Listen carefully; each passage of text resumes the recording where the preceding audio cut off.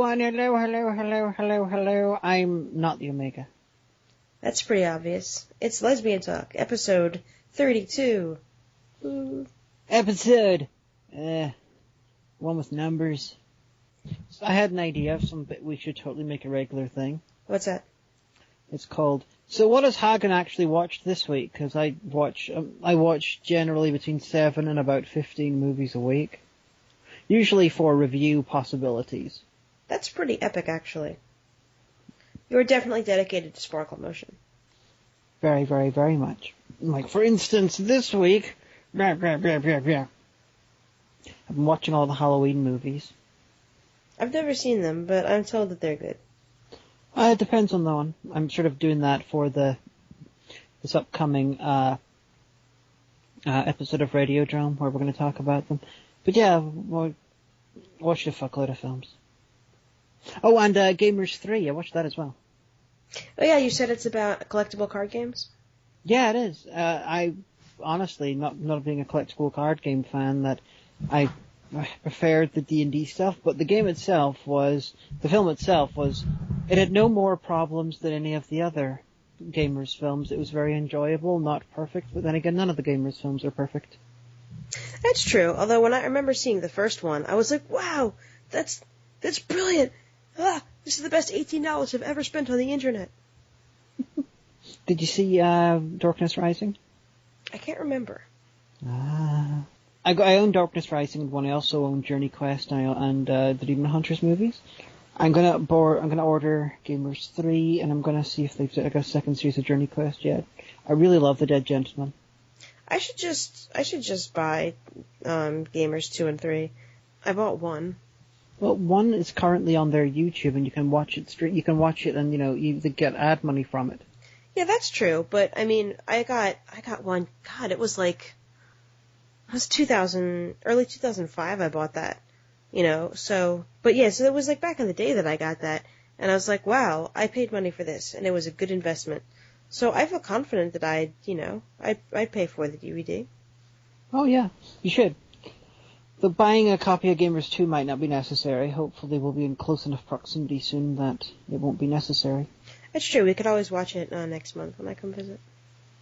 Yeah, we can. Because I'm coming to visit. Oh, I think we talked about that last week. Something. Possibly. If not, Omega will be coming over for about 5 days in very early November. And there's not very much we're going to do. We're not going to do an epic, oh no, let's talk about Northern Ireland again show. We'll yeah, it won't be that interesting. It'll be like, actually, we could probably record while we're over there. Yeah, maybe grab a couple of the minions. We'll see. We're going to definitely try to spend a day with the minions, just hang out with them. I think we're going to try and film a couple of episodes as well. I should be due to film a crossover and possibly a Nina Gallus episode while there, because yes, I'm working on them as well. Well, there's one really important thing, though, that we absolutely have to do while we're in Derry. I won't forgive you if we don't do it. Uh-huh. We have to go back to that filling station so I can get another one of those, the triangle cookie cake awesome things. Oh, the one that Robin went to on the way to the Giant's Causeway. Yeah, it was like Centra. Was it Centra? What are you talking before the Police Academy movies? Yeah. Okay, yeah, Centra. That's very near to where. Yes, we have to go to the gas station so I can buy a pastry. You guys don't understand, though. It was amazing. It was like one of the best things I've ever eaten. At least sick that early in the morning. It's called a Mars bar cake. Okay, so you guys have a lot of achievements under your belt. Yeah, the Empire and colonization and some inventions and stuff like that. But, this is probably one of the most significant contributions that the British population has ever made to human culture. And I'm not being facetious. It's really that good. And in case you don't know what it is, guys, it is shortbread with caramel and then chocolate. But it's good. It's it's amazing. I will try to get you some Mars bar cake. Yeah. We'll just go to that gas station. Because, how often in America do we have to go to the gas station so I can buy something to eat? Oh, no, it's going to be Slim Jims with 1,000-year-old Doritos. Yeah, probably. Yeah, well, sometimes I'm like, I want to go to Wawa to get a milkshake. Yeah, but Wawa's I mean, there are some Wawas that are gas stations as well, but they have their own dairy out in Lima. They're like an actual food store, so there's no need to be embarrassed because Wawa is the shit, yo. But you'll also like Centra now as well. Dun dun dun. Centra's my new favorite. But anyway, our word from last time was box. Which is so easy to talk about. Very, very easy. And just to show how easy it is. So I decided, because box is sometimes a euphemism used, I decided to look up box porn, and there is a fuckload of things for box porn. There's sex tube box and box films, and then there's zoo box porn, dog free hard porn, which is watchfreepornmovievids.com. The velvet box porn, sex versus real sex, the difference is explained. So, I was on a our winner. podcast is something that we hope enriches your life in a very personal way, and I hope that information has brought you some kind of enrichment or enlightenment. Love Lesbian Talk. Well, box. What do you think of when you hear the term box? Well, this is going to be pretty bad, but I think of boxes of books back in receiving. Why? Because I'm a bookseller. Although today I bought a box of Twinkies at Wegmans. Oh my god, I have to tell you about this. So for those of you out there who don't know, Hagen's brother plays Teddy the Minion. Yep. And when I was visiting last month, he asked me if I could either mail or have Czar send back some Twinkies.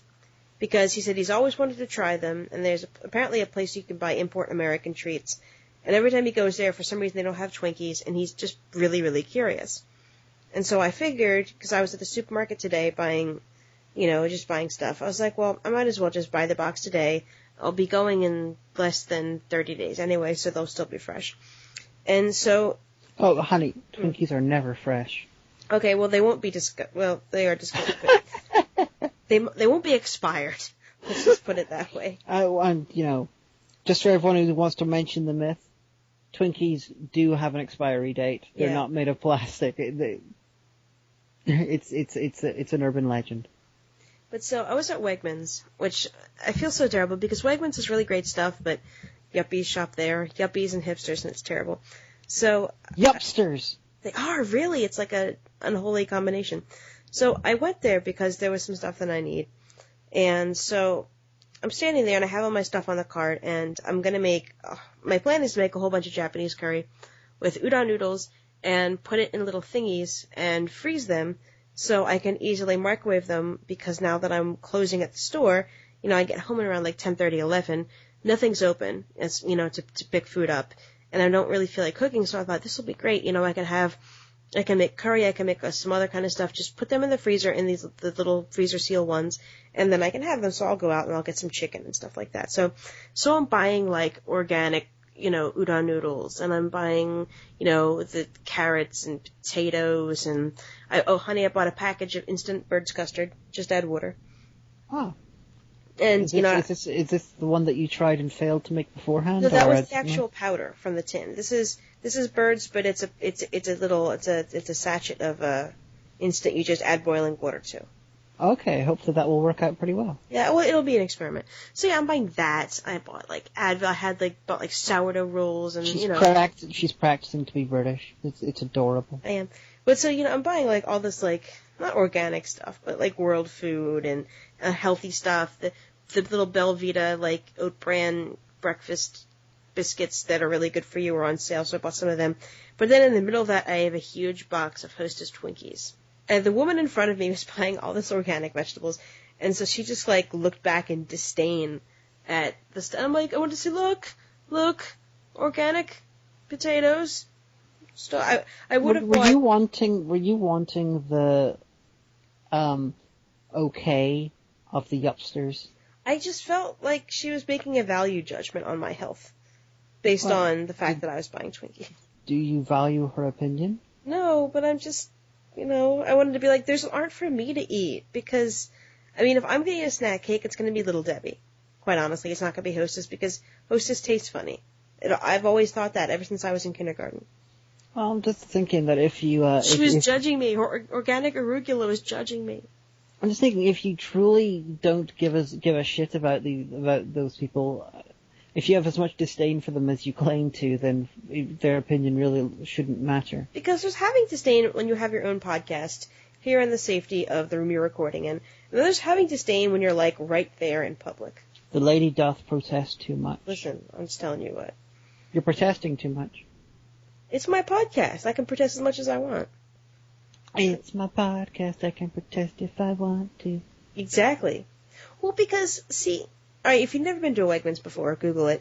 But they have really great stuff. Okay, they do have stuff for sensitive people. They tend to not have Jaffa cakes, and that disappoints me. No, but they had a whole bunch of different kinds. Well, they have Jaffa cakes at, you can get them at Giant. But they have digestive biscuits. So I'm going to go there and get them when we're going to make 15s. Yeah, we're going to make a Northern Irish confectionery called 15s whenever I move over again. Now, 15s are wonderful. They're made of things like digestive biscuits, which are not actually a Victorian constipation aid, although they might be. They've got, like, glacier cherry, which I don't know what that is in American. Just those red and green candy cherries that you sometimes see. And you know, put them in. Basically, if you're making your own fruitcake, that's what they go in. And desiccated coconut and a bunch of and condensed milk and all these things, which are all named. Which are quite a lot of them we discovered have different names in America, because you were all like, "What the hell is this? I don't know what this is." And I didn't know what desiccated coconut was. I was like, "Can we just buy shredded coconut and toast it? I mean, can we just do that?" Because I mean, I've come to understand that desiccated coconut, it's like that, but it's granules. And I do not know where I can find that in the United States of America. Well, the stuff that you called shredded coconut was pretty much the same thing. So yeah, like I think this year I want to toast it. I think that'll make it distinctive flavored. Well, you can give it a go. And marshmallows are involved. It's a really great no-bake dessert, quite honestly.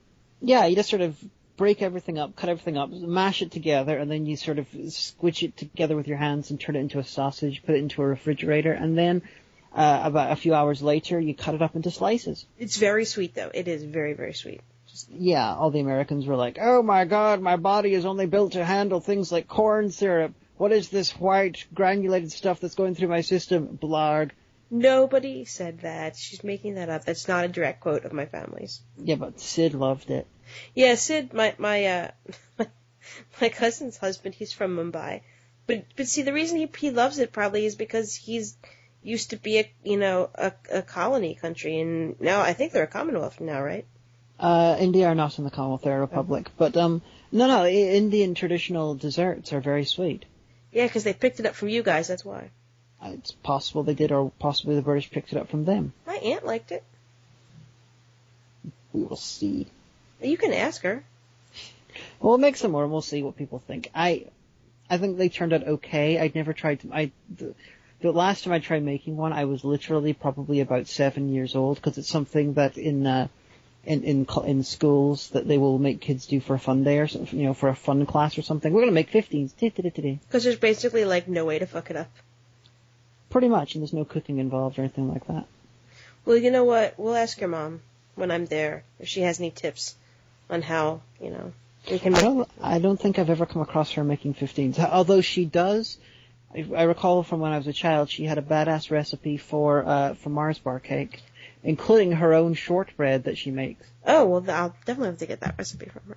Well, yeah, but also last year, remember, so you guys, I love shiny things, and you can get at the craft store in the candy and cake decorating aisle, or even sometimes, like, places like Wegmans, the Wilton, like, iridescent, like, pearlescent, super sparkly, metallic sheen sugar. So we had all of this, like, we had that, but it was like silver, and I was like, let's put it in the coconuts and roll in the outside, so it'll be like ice crystals. So that might have also been a bad idea. I don't know. I don't think that had any effect either way on it. Apart from just aesthetically. You also suggest we put blue and green through it, which is quite odd. Did I? Yeah, there was like some stuff. Like, oh, right, yeah, we had so many sprinkles. Yeah. I don't think it ruined it or anything. It basically came out like a not brilliant homemade 15s. Yeah, but hopefully none of my family knew because they're American. Yeah. For her trip over here, we're hoping to visit a zoo over in Europe because we have a strange obsession with zoos. I think it's because Omega secretly wants to marry an animal. What? You want to marry an animal? That's why we go to zoos all the time. No, we go to zoos all the time because you're like, let's go to the zoo. And I'm like, all right. I thought you were... I thought you were interested as well. I am interested, but it's not like I'm like, we'll die if we don't go to the zoo. I will not die if we don't go to the zoo either. And yet we go. We're going to the Belfast Zoo, hopefully. We don't know if this is actually going to happen. It might not happen. And then everybody will comment and be like, did you go to the Belfast Zoo? How was it? We're like, we didn't. Yeah. We didn't go. It's roughly the size of the Baltimore Zoo. Yeah. It seems to be anyway. But probably colder. Yes, definitely will be colder. Although I've got to try and find like a geology museum. It's one of the pities that I never managed to take you to London because the Natural History Museum or the Science Museum, one of them has this really wonderful Earth gallery where they have this beautiful geology museum, which I think you would love. I like crystals. You like crystals and you like caves and you like all things that are cold and unfeeling. That's why you married me. What? You guys, she says this stuff and I don't even know what it's about. So, next subject. Doo-doo. Next subject is, so I'm back working at the store, which makes me endlessly happy. But, so at the end of the night, you know, either like the hour before we close or a little bit after, we're responsible for straightening up the store. Just going around and, you know, going through all of the sections and straightening all the books and stuff like that. In case the store picked up any gayness along the day. Well, no, it's just, you know, to make it look nice for the next day's shift. But gays can't look nice. Your store's homophobic. Blink, blink, blink. It's exactly. You're just in one of those moods today, I guess. But so, this is the most frequent time when I reflect on things and stuff. So I always end up having these revelations. I'll tell people, yeah, so I was thinking about this while I was straightening last night, and so I was going through. And they'd be like, honey, you're never going to not be gay. Stop trying. I could be straightening my hair, you don't know. You don't have any hair. I don't. What? It's just short. The reason I keep it short is because it gets, like, really wavy and frizzy and curly, and I can't deal. And it looks terrible, just like mine. Yeah, well, see, when I became a lesbian and I realized I don't have to have long hair anymore, and it was, like, the first moment of the rest of my life. You don't have a life. I'm deep. But anyway, so I was going through the new and fiction section, you know, just making sure everything was where it should be, and you know the gaps between books weren't shoved up, and you know other books weren't where other books should have been, and stuff like that. Oh yeah, shoved up the gap. Are you telling the story or am I? I'm trying to make everything porny. Uh-huh. So I was really prudently and not sexily at all messing with the books. And so a lot of, you know, because they're the new releases, I'll take a look. And I'm really tired of books having really great title and a really intriguing cover, and then being about the same old story that you read about a million times. And it's always like, you know, she thought everything in her life was going fine, and then her husband left her or died or something. And then she thought, how will I ever find my happiness again? And then she went somewhere rural, or went with her sister somewhere, where there was somebody ethnic in some way, and she met a guy, and it was great. And I totally sounded like Lumpy Space Princess right there. Oh my god. And I just don't care. And so, you know, then I went through teen, and I'm doing the same thing, and teen's right next to sci-fi fantasy, and I got to that section. I thought, you know, maybe it's just time to admit that I'm not really into contemporary fiction. I just really can't relate to the women that I'm supposed to be relating to. I mean, chick lit is a pretty valid literary genre. I don't read it, but a lot of people like it. You know, I'm not going to knock it. You know, it's not the genre that directs how good a book is. It's the writer themselves. And so then I got into teen, and I had this revelation about myself. Like, we get all these galleys in, these books that they haven't been published yet, but the publishing company sends them to our store in the hopes that we'll read the books, like them, and then, you know, want to sell them to customers. And so I'll get a book that seems really interesting, and it's a really great title and a really cool cover, and then I realize, oh no, it's a teen book. And I know that, some people do read teen fiction. That's nothing against you. I just don't prefer it. And I realized the reason why is, again, I just can't relate anymore. Like, you pick up a galley from the back table and it looks really cool and got a really neat title, and it's like, it's so-and-so's harrowing coming-of-age tale. And I was like, ugh, and I'll put it right down again. And I realized I just don't care about anyone's coming-of-age tale anymore. I mean, I've already come of age. I don't care anymore. And I'm going through teen, and teen fiction is just full of books. They have one section called Tough Stuff. But it's not, because when you're a teen, you overreact to frickin' everything. I mean, I overreacted to everything. I won't lie. I was a teen. I totally did that. But now... Honey, you still overreact to everything. Like that time I set your car on fire? You yelled at me. Exactly, because when you have big problems, they're big problems. Like, oh shit, there's something wrong with the engine block, and it's going to cost me $1,000 to get this fixed. Oh shit, I owe somebody a fuck ton of money, and that's really going to affect my credit score. Oh shit, I'm unemployed. Like, really, really, really big problems when you're an adult, seem like big problems, but I look back at some of the stuff that I got upset about as a teen, and I was like, really? That mattered to me at all? And I felt the same way going through teen. And then, I realized that, I don't connect with teen anymore because I'm not a teen. And I don't connect with chick lit because so much of it's like for women, But it seems like it's for straight women. And then I realized it's not that I want to read lesbian fiction, because it is out there. And lesbian fiction is capable of being just as shallow as straight fiction. Again, it's all in the writer. I realized that I think I like fantasy and sci-fi better. Because when you have a female protagonist, she's like, well, I have to go save the world, or I have to go defeat the evil king, or I have to go save the planet, or, the solar system, or do things and stuff. And on the way, maybe she'll stop and fall in love with a space ranger or a knight or something like that. But that's never the point.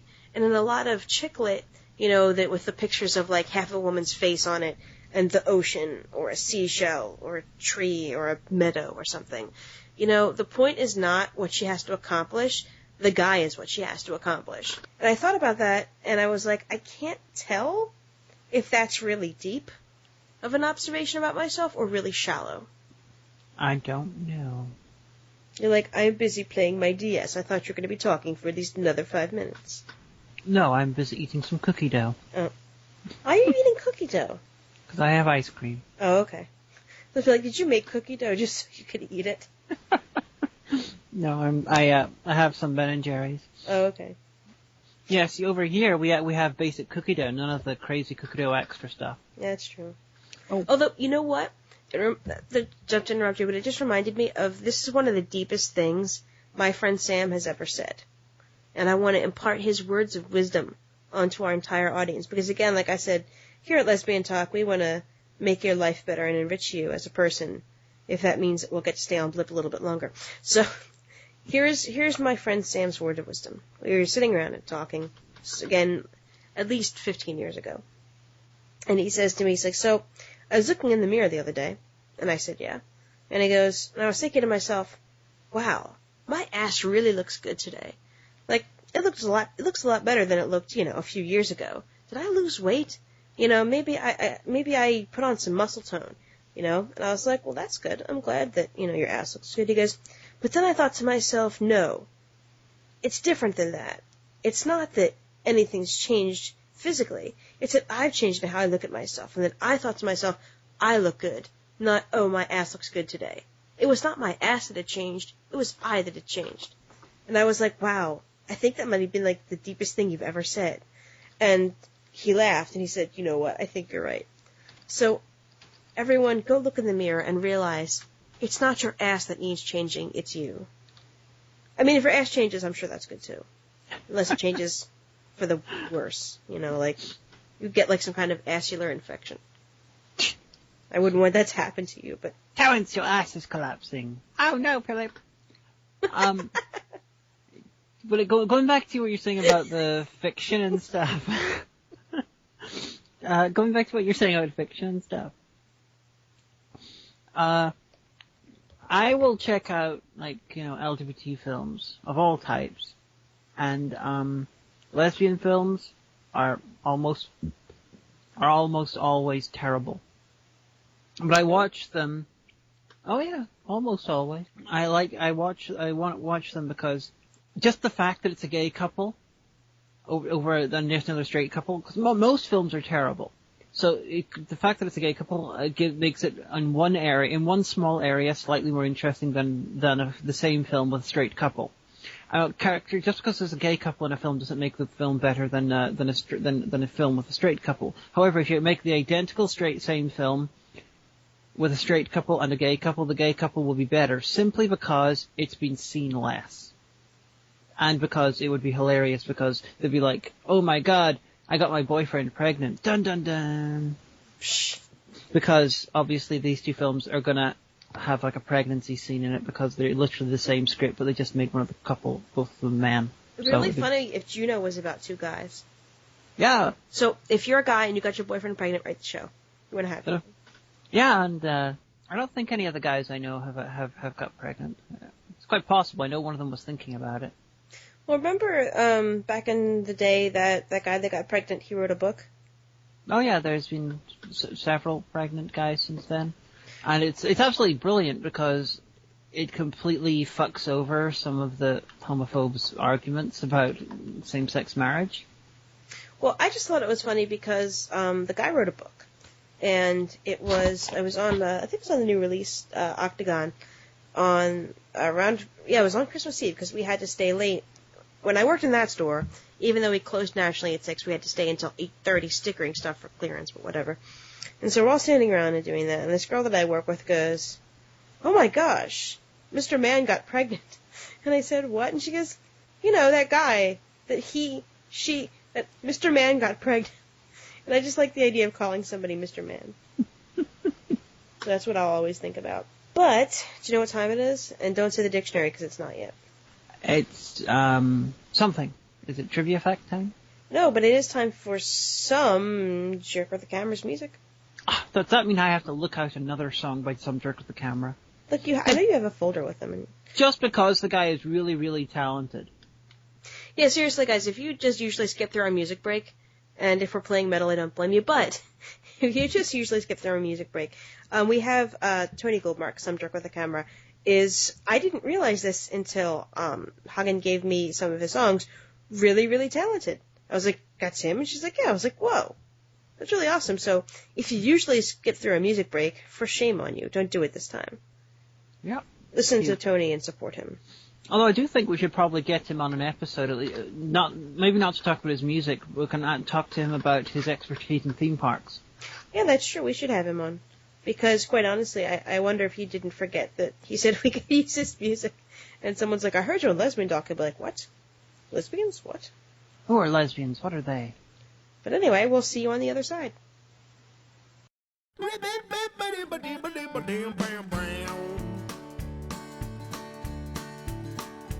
it's 3 a.m. I got a truckload of lemons and 150 miles ahead. If I'm gonna make it alert and awake, I'm gonna need another cup of not dead, another cup of not dead, another cup of not dead, another cup of not dead. Well, coffee's gone cold and I'd sell my soul to trade my smelly cab for a bed.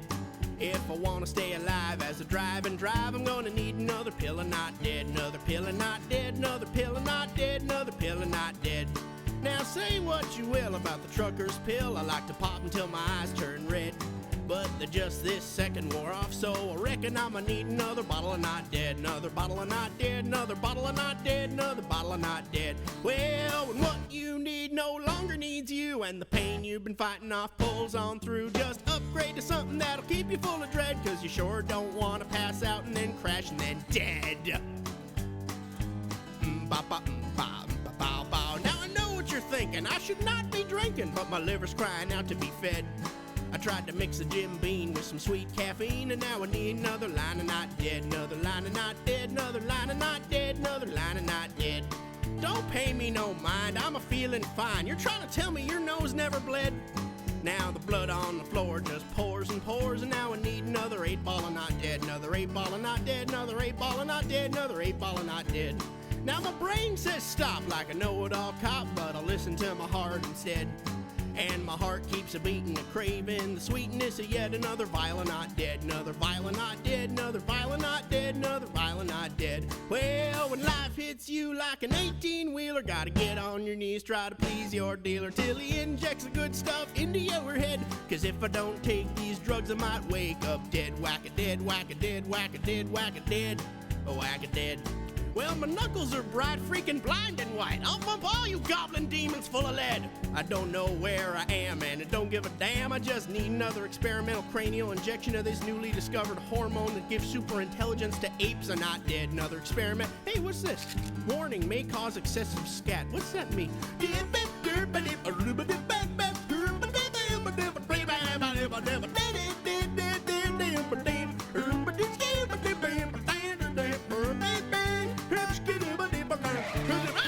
I spill my load when my heart explodes if I don't put these habits to bed.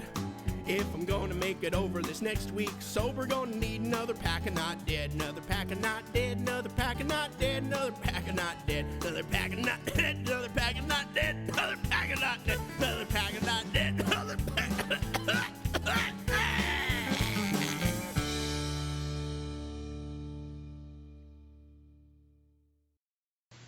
And we are back. That was, of course, Mr. Mark Goldtony. No! Doing it wrong. Mark Goldtony sounds like a low-level villain in a London gangster movie. Actually, no, it sounds like somebody that would be in a porn. Mark Goldtony. Today, fucking Tony Goldmark. Oh, yeah. So, are you feeling, like, sexually frustrated today because you're making everything porny? Well, you're the one who suggested adult films. I was going for a gangster angle. Yeah, but you had been before, and every time I'm like, things and stuff, you're like, she said things and stuff. Penis. Just because you love stuffing things. See? You guys see what I have to put up with? Yeah, you're stuffing things. Do you know what your favorite type of lobster is? Giovanni Jones? Cooked and eaten. That's not porny at all. Depends on how much inflection you put on the word cooked. I mean, I guess it could be food porn. Oh yeah, Giovanni's been well and truly cooked. That just sounds like you're mentally disturbed. Fair enough. But speaking of Giovanni Jones, as we are wont to do, it's time for his part of the show. Giovanni, are you with us? Yeah, boss, I'm here. And, I don't have my headphones on, but I know she said something inappropriate. I just want to let you know I'm fine with that. No, you're not. See, I left a space because I'm pretty sure that Hagen said something, but I'm not wearing headphones, so whatever. So, everybody, today I thought we would celebrate Philadelphia. It's a great kind of town, and I have a Philadelphia trivia fact for you. A double fact, almost. So, the Walnut Street Theater in Philly is the oldest continually operating theater in the United States. It's true. Edwin Booth, brother of John Wilkes Booth, once owned the Walnut Street Theater. I've been there. It's a great place. Haha, I didn't say anything horrible to you. So I'm sure Hagen had something, really jackassy to say, but I can't hear her because I don't have the headphones on. So from all of me to all of you, I'll see you all next time. I'm not a bad person. Why does Giovanni hate me? He doesn't hate you. He's just wise to your nonsense. No. Stupid fucking lobster. Well, you're always antagonizing him. What do you expect? I guess he's just not going to let you bully him anymore. We'll see. I don't like the sounds of that. So what did you see in the Walnut Street Theater? I didn't go. Lobster went. Oh, I assumed that you took him. Because I'm not going to see him going out or walking up to the box office by himself. He must have had some sort of human help because he couldn't reach the top. Yeah, but he could always sneak in through, the sewers or something. Well, I've been to the Walnut Street Theater when I was very, very, very little, but I don't remember what I saw. Was Giovanni there? Probably not, because I was very, very, very little. He came from a skill crane machine in New Jersey at a rest stop. Wow. I did not realize that his origin was so detailedly worked out. I mean, I did not realize you knew when he was born. Well, his physical origin. I mean, non-canonly speaking. The physical plushie of Giovanni, I did win out of a skill crane at a rest stop in New Jersey. So he's from New Jersey. Ah. Yeah, Jersey is a pretty horrible place, but anyway. I mean, nothing. I mean, not insulting people who are from Jersey, obviously, but... Yeah, we're just in a silly mood. It is like a weird kind of day. It's kind of cloudy outside. It was a little cold. I'm tired. I worked last night, so. But so like I was saying earlier in the show, I am back to working. I was working this weekend, and I worked last night. So, of course, it's time for everyone's favorite, apparently, part of the show, One Time at the Store. And if you are watching this visually, you'll notice that we have a new little title card for that. That was courtesy of Creaser SH, who provided that. He also made the Giovanni's trivia fact. And the soon to be released Giovanni porno. He did not. Would you stop that? Giovanni does Aylesbury Park. No. Where'd you come up with this stuff? I just figured Giovanni would have sex with people in New Jersey. Okay, then. So anyway, so last night at the store. So it was about 10 minutes before closing. And we made our 15-minute announcement, by the way, we're closing in 15 minutes, so if you're going to buy something, better do it now. And the phone rang there was nobody in the top floor. I work at a 2-floor store now. And so I was, just going around making sure things were straightened up and clean. And a woman called, and she goes, oh my gosh, so how late are you guys open? I said, another 10 minutes. And she goes, oh my gosh, I really need your help. I said, okay, I can help you. And she said, all right, my son, he's in 7th grade. I said, okay. And she said, he needs to bring in a mystery book for school.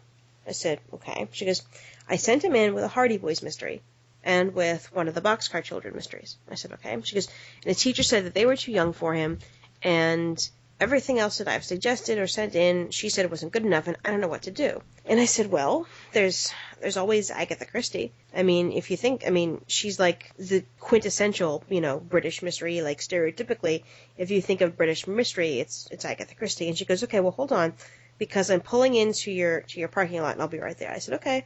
Well, I'll be up in the mystery section, it's at the top of the escalator. So this woman comes running in.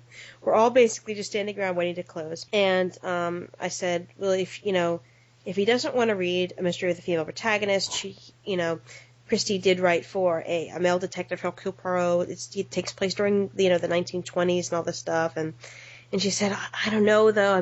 He said other kids brought in thick books. And I said, well, these aren't exactly short stories. I said, we also have Sherlock Holmes, Conan Doyle is, again, when you think of mystery, it's, Sherlock Holmes. And we even have some of the books, promoting BBC Sherlock, with the foreword by Stephen Moffat and Benedict Cumberbatch and, the other guy, Bilbo, on the cover as, Sherlock and Watson. And she was like, I don't know, let me give him a call. So the closing announcement goes out, and she's on the phone with this kid, and I'm suggesting, well, here's the murder of Roger Ackroyd. Here's Mystery on the Orient Express, or Murder on the Orient Express. I'm sorry. I'm like, this is the most famous mystery, and I think she finally did end up buying one of the Poirot books, but I don't remember which one because. Please don't tell me that she ended up buying like an original copy of 10 Little Indians. Honey, we don't have original copies of anything. Well, that's good, because it had a different name back then, and actually they changed it from 10 Little Indians to And Then There Were None, because of that Indian was decided to be problematic term as well. Oh. The original term featured the N-word. Oh, yeah, okay, that's fine, then you don't have to bring that up. But she then ends up leaving with something, and I heard her down at register, saying to my manager, oh my gosh, that girl upstairs was so helpful, she totally saved me, and if this teacher doesn't accept this, I don't know what to say, because apparently, this is the best mysteries ever. And the cashier was like, yep, they are. And, I normally I would have been annoyed with her, because it was, 5 to 10 minutes before closing, but she was really nice, and sometimes I really feel bad for parents that, I know I'm always saying, parents and students who wait till the end of the weekend to get something they should have gotten weeks ago, and then they cause trouble. But sometimes I really feel bad for parents that really are trying, or kids who really are trying, and teachers just, for whatever reason, make it so difficult on them. I kind of, I said to the woman, I said, look, if she doesn't accept Agatha Christie or Arthur Conan Doyle as actual for reals adult mysteries, I would really love her to come in and tell us what isn't, because. Yeah, they'd be crazy. Yeah. She said that this was the 3rd time she's dealt with a teacher, because this is her youngest son. She's had 3. So it might be that the teacher just doesn't like the family or something. I don't know. Did you see the episode of Doctor Who where Agatha Christie turned up? I have not. I don't think you will. Which doctor is it? 10. Figures. Well, that's not the reason why you won't watch it. You won't watch it because the villain is a giant alien wasp. Yeah, I'm not watching that. Sorry about that. So consider that a warning, in case you were like, oh, look, the Doctor met Agatha Christie. Oh, my God! I don't like the 10th Doctor because he's whiny. Oh, he's very whiny. I don't care for him either, but, you know, I've seen all of his episodes simply because I'm a very sad Doctor Who fan. Hey, speaking of Doctor Who... Doctor what? No, Doctor Who. Yes. Doctor anyway. Dr. Von Ware. Some big important Doctor Who stuff is happening this week. Would you like to tell our audience what it is? I'll give you the saga. Okay, about 6 months ago, there was rumors bubbling up, which I, first of all, ignored, because I figured it was just bullshit, but that some of the 106 missing episodes of Classic Who had been rediscovered. Now, we have the audio for these, and they've been collected in a thing called recaps, where they take photos from it and a bunch of other little tricks to try and recreate the episode as closely as they can. But when we have all the audio, but they're still looking for the episode, but for 106 episodes of Classic Who, because the BBC in the early 70s decided to destroy all of its copies because they could not foresee a time when people would actually want to watch them again. Idiots. They also destroyed other shows. There's a bunch of classic British shows from the 40s till the 70s just aren't existing anymore. But every so often we would find out that we discover a new episode or two of Doctor Who. These episodes were generally ones that were sent abroad and to be shown abroad, and then they never sent them back, or they put into a vault somewhere or lost, and they were rediscovered. I remember a couple of episodes of something were discovered actually in a Mormon temple, and like in the basement. They would. So about 6 months ago, there was this rumor appeared that about 90 episodes of Classic Who of the 60s show had been discovered in Africa, in I think it was Uganda. This guy actually, according to the rumor, this guy went across Alan Quatermain style to Africa in order to discover the secret of the lost BBC shows. I highly doubt he went across an Alan Quatermain style. I think he probably got a flight. Well, he probably did, but apparently, at the time everyone was saying that, you know, this can't possibly be because there's been like civil wars and shit in that region since, even if we don't even know if the episodes were sent to that area, but if they were, then there's no chance we're getting anything there, because, like, you know, the first thing any type of people in a civil war are going to do is fuck shit up for, you know, Doctor Who fans, because Doctor Who fans have a strange, self-obsessed view of the world.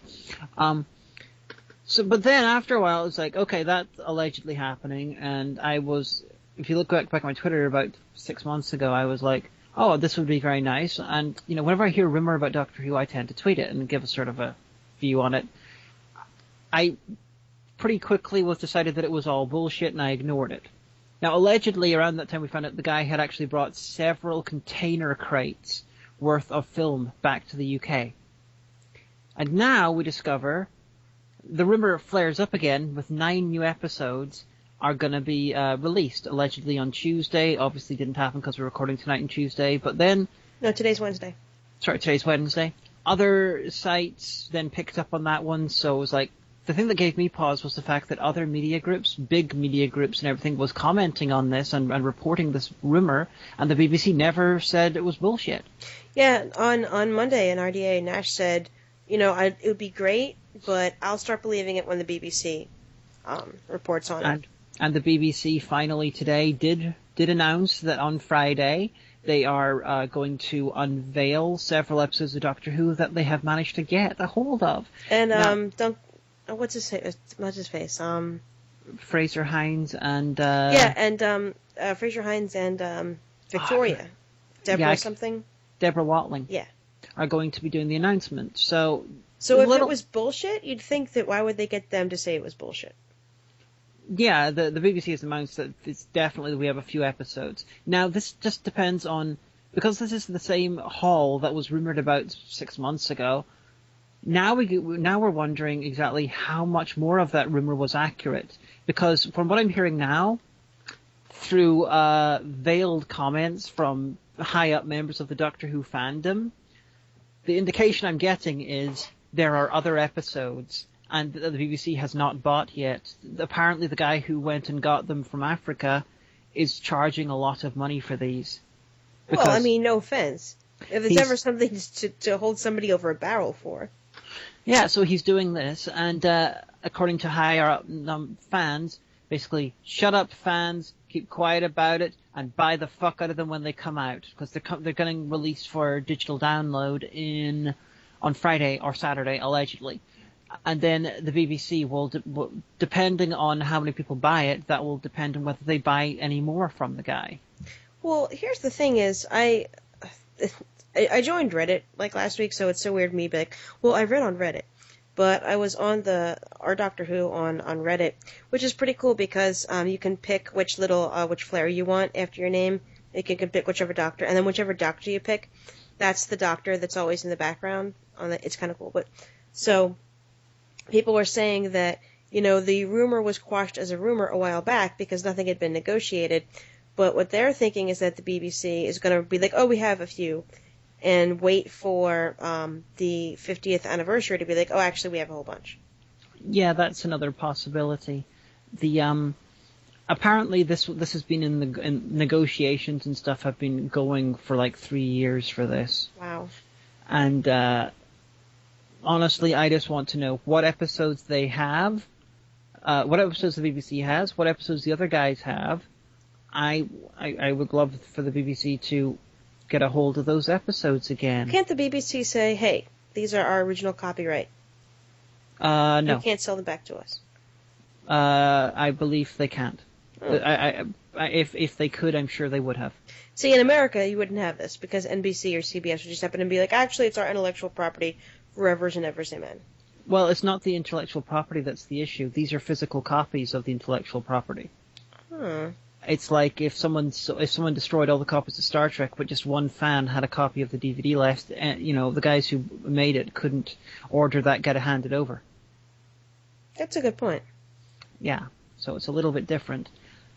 So we'll see. The biggest rumor right now is saying that the 3 stories will be Marco Polo, The Enemy of the World, and The Web of Fear. Now, Enemy of the World, I literally finished watching like a couple of days ago. It's the one that has each evil Mexican Troughton versus normal Troughton. That's the one where they did it animation style? No episodes were animated in that one. No, but like a fan came in and did it. Oh yeah, all of the missing ones have been done like that. Oh, okay. There's not much animating though, it's just like taking a still image and moving it across the screen, stuff like that. Oh. It's, but Enemy of the World, it's not brilliant. I'm interested in seeing it though because I really want to see the Troughton versus Troughton fight at the end where evil Troughton gets thrown out of the TARDIS and into the time vortex. The Web of Fear I am looking forward to if it's the case. That's one where the robotic Yetis are attacking the London Underground in the 1960s. And that's the one where the Great Intelligence first comes out.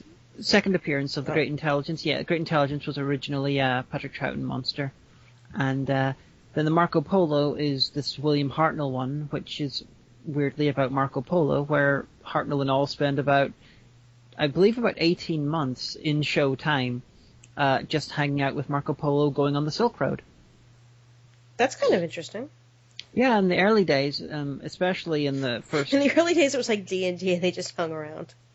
Well, in the early days of Doctor Who, they would not feel the need to shoehorn aliens into historical ones, which I frankly adore. I would love to see episodes like that again. Unfortunately, the last one we saw like that was Black Orchid with Peter Davison, and it wasn't very good. The rumors right now are sort of vacillating wildly between there's only 9 episodes there, and other rumor parts are saying upwards of 90 episodes. Considering there's 106 missing ones, that would be quite a haul, especially considering there hasn't been a complete story returned since 1992. Wow, I was 12 then. Yeah, that was Tomb of the Cybermen. We've had a few individual episodes in here and there, but would be. I'm looking forward to Friday, and I'm hoping for. I thought it was supposed to be Thursday. Now I'm all bummed out. Did it Well, get I'm changed looking. again? I don't know. Whenever it happens, I'm looking forward to it. Though, also, Who was not the only show that suffered like this.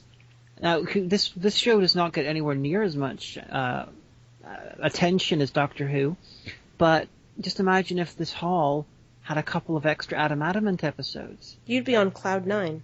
I would bring Adam Adamant reviews out of retirement just to review those. I would be so happy. I'm sorry, I have a weird obsession with 1960s shows. I just think it's cute because I can imagine, like, you know, you'd kind of be like a guest Virginia. There is a Santa Claus kind of moment for you. Yes, Hagen, there is the BBC. Well, I'm just thinking just imagine if The Twilight Zone is considered one of the greatest TV shows in American history. I've been told this, yes. And it is very, very good. I think it was well deserves it. But just imagine about a quarter of the series was missing. It would make selling box sets very difficult. Well, but imagine that, and then every so often you hear rumors that they found an episode or something like that, and it's really exciting because this piece of considered amazing part of the television history of your country, and then usually your hopes are dashed, and then suddenly you got this one time when it seems to be actually happening. It's I don't know. I've never quite felt like I've been teased so much with the promise of a happier future, and then have it never happen. Have you ever come across a feeling like that, honey? Gee, I can't think about, if that ever happened to me. I don't really know, honey. Well, actually, like, I often wonder about that. Like, what kinds of things that are, like, so totally amazingly wonderful, or that have been lost for so long and such a part of history are sitting in someone's attic. And it's like, oh, it's all that crap from Grandma's house. I should go through it one of these days. I love to find out, you always hear about, oh, so-and-so found something in the attic and turned out to be valuable. But not even the things that are, monetarily valuable, just oh my gosh, that document was thought to have been lost and they found it. How it's so weird to me how you guys lost the Scottish Crown Jewels in a box for 111 years. Oh, they didn't lose it. They knew where it was. They just didn't give a shit. Well, but the same thing. It's what's in this box? The Scottish Crown Jewels. Well, it's no, it's like your sister. Where does she work exactly? An Oxfam shop. I don't know what that means. Oxfam is basically it's a charity shop. It's like Goodwill, but it's not like supermarket size. In the UK, we don't have Goodwill. We have a bunch of smaller charity shops. Well, because you said it was Oxfam, but that sounded like some kind of Bond villain corporation. So I was I probably have that wrong. No, it's a charity. Okay, well, so she put on Facebook that said, a picture of a book, and said, oh my God, this came in a donation, and it was the first British pressing of an American book called The King in Yellow, which was dated from 1895, and it was a series of short horror stories, which Lovecraft cited as being part of his initial not infatuation. Well, I guess you could say infatuation. Never talk about the Cthulhu cycle, but his inspiration. Yeah, that's it. But one of his big inspirations, and everyone on her Facebook was like, "Oh my gosh, wow! So you'll hold that for me until tomorrow, right? And I can give you some money for it." And she was like, "Well, due to how rare it is, it's kind of 150 pounds, but But I was like, wow! If I had about 245 American bucks to blow, I would totally buy that." And that's just the kind of stuff that was probably in someone's attic, and they were like, "What should I do with all this?" "Oh, I don't know. Just take it down to the Oxfam and donate it." So. Yeah, although it could have been someone who knew, and they just wanted the money made from it to go to a good cause. That's true. It could have been that either. I always hear about people who, around Christmas, put gold coins into the Salvation Army thing, which is wrong because you should never give to Salvation Army because they want to kill gay people. And this is not a rumor. They were interviewed in Australia a few years ago. Find it, Google it. Yeah, this person commented that Salvation Army are at best not gay friendly. Yeah. But yeah, there's a lot of art and stuff is completely missing. Because film is such a new art, we forget how fleeting it is because technology fades. Paintings and shit from the Middle Ages and, Renaissance and all, with some touching up, they can stay around for, nearly ever. But as long as they get touched up every so often. While film and all, it degrades horribly. You need to copy it, otherwise it's going to die. VHSs, I think, have a shelf life of about 40, 50 years, something like that. Really? Now that I didn't know. Yeah, and like the earliest generation of video games, because they were on floppy disks, and floppy disks are beginning to degrade as well. So we have the very real possibility that some early video games, not the famous ones like Mario or whatever that are emulated, but some early video games that people will have played and probably remember, but though not very famous ones, will be lost. Well, I used to have a game for Arcade Pro 2 way, way, way back in the day called Ladder. And it was so old it was ASCI. I never know how to pronounce it. Is it ASCI or ASCI or ASI2? I call it ASCII. Well, whatever. But those were the characters used. There weren't actually any graphics. And it was basically like a Donkey Kong kind of thing. But I loved it. I played that for hours and hours and hours and hours. And I looked it up on Wiki once because I was like, remember that game I used to play? You can download it as a Java applet now. That's how simple and basic it was. But let me just tell you what, I downloaded that and I played it for like 3 hours. Like, even there are films that get lost. There's the most famous case of a film that they tried to destroy but was not destroyed was F.W. Murnau's Nosferatu. The very famous black and white Nosferatu adaptation. They tried to destroy it? Not the makers didn't, but Bram Stoker's widow basically sued them because and it was actually she won the case there, and that led to film rights rules in film, because before that they didn't exist. You didn't have to buy the rights for film. But in part of her winning the case, part of the deal was that they had to destroy every copy. One copy, however, survived, and that's where all of our prints come from now. That's pretty epic. You know what's equally epic? The dictionary. Exactly. Oh, I could talk about missing films out for ages. Let's talk about that next week. Okay, I really want to see a copy of London After Midnight. Okay. It's like a 1920s horror movie. I'll find you one someday, honey. But no, for now... you won't, because it's all destroyed. Oh.